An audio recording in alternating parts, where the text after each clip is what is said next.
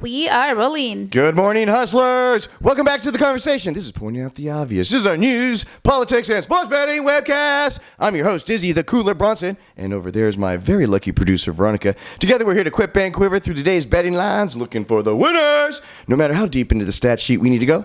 Happy Tropicana Thursday to you, Veronica. Happy Thursday, everyone. Happy to report that we came out ahead last week. Last week's result, 2 out of 3. That's right. We've got the Colts that covered the spread and blew out those broken down Texan Houstons.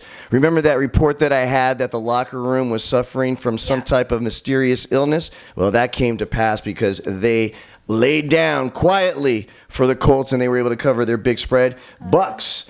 Remember how I said that Tom Brady had 2 weeks in between games between the Dirty Birds at Atlanta? Well, he used that foreknowledge, and he just blew up Atlanta. They covered the spread easily. In fact, it was only Jacksonville. It was the only underdog of the week that we thought would have the ability to keep the butt kicking to under 2 touchdowns. Well, the Rams showed up offensively that week, and they were able to cover the spread, so we lost that one. But still came out ahead. Hope springs eternal. Okay, Veronica, we're in week 14 of the NFL, and so now this is called the tail end of the regular season, and now there's a new dynamic that we need to bring to the table when it comes to our risk assessment on the bets. Are you ready?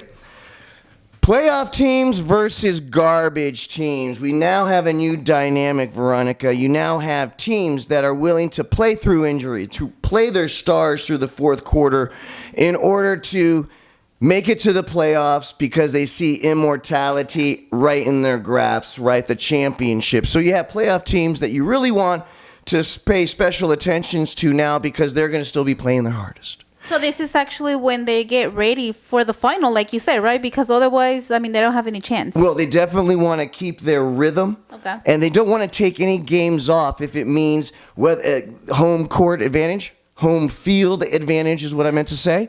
Whether or not it depends on what position in the playoffs. Okay. So that'll mean playing a weaker opponent in the playoffs as opposed to playing one of the big juggernauts. So it's important for playoff teams to play their hardest all the way through the end, and you got to remember that.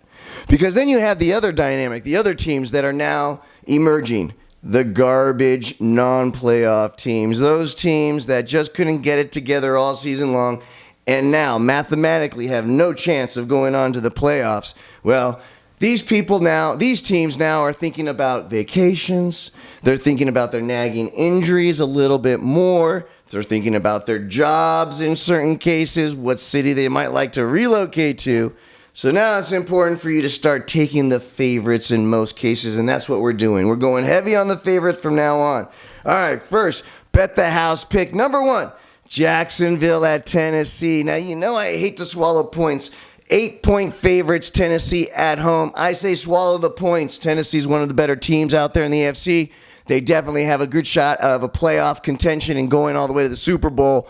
And Jacksonville has a lot of injuries, and right now they're just playing as if they're just ready for the vacation to start. And so I think they're going to be rolling over once again, just like they did for the Rams, mind you, last week. I think they're going to continue on.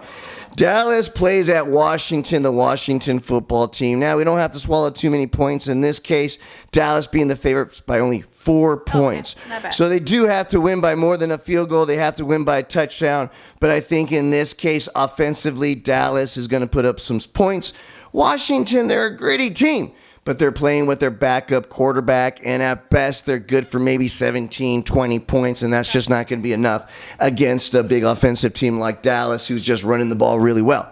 And yeah, you've got the big hometown team, LA Rams, coming off that big win of Jacksonville we just mentioned, spoiled our 3-for-3 bid.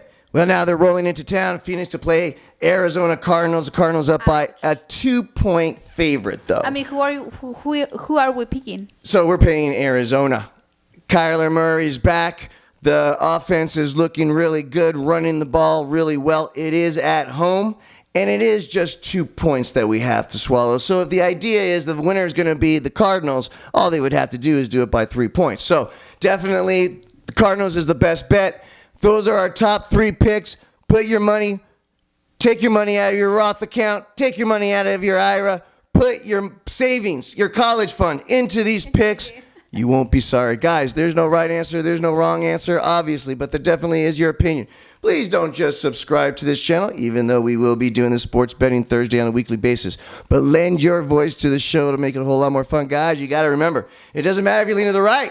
It doesn't matter if you lean to the left. As long as you're treating the person in front of you kindly, you just made the world a better place. Happy Tropicana Thursday.